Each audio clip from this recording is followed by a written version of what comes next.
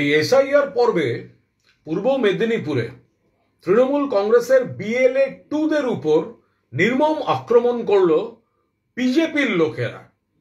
এবং আসল কারণটা হচ্ছে যে ভগবানপুর 1-এ যে ঘটনাটা ঘটেছে, আমাদের দুজনকে যেভাবে মারা হয়েছে, আসলে এই এসআইআরে জেনুইন ভোটারদের যে বাদ দেওয়ার চক্রান্ত করছে বিজেপি, আমাদের তৃণমূলের কর্মীরা বাড়ি বাড়ি যাচ্ছেন, ফলে তাদের চক্রান্তটা আটকে যাচ্ছে।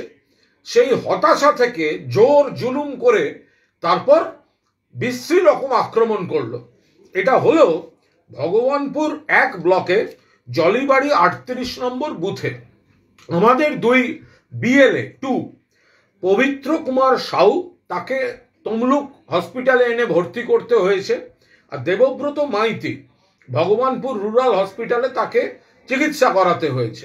এরা আজ সকালে বাড়ি যাচ্ছিলেন এবং যা কাজ তাই করছিলেন, জেনুইন ভোটারদের সাহায্য করা।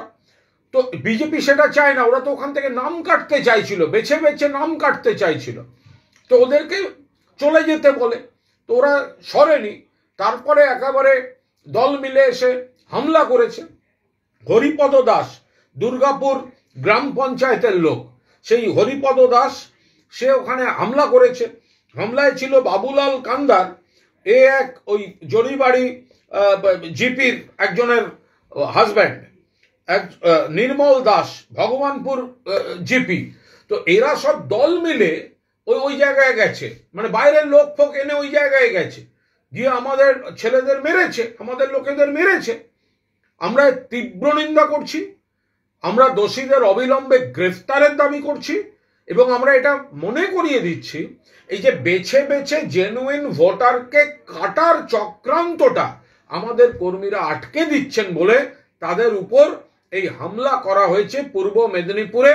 এটা তো বিরোধী দলনেতা ওই জেলায় থাকেন, ফলে তাদের যে চক্রান্ত বলে আমাদের কাছে অভিযোগ এসছে, ফলে তাদের চক্রান্তটা আমাদের কর্মীরা আটকে দিচ্ছে।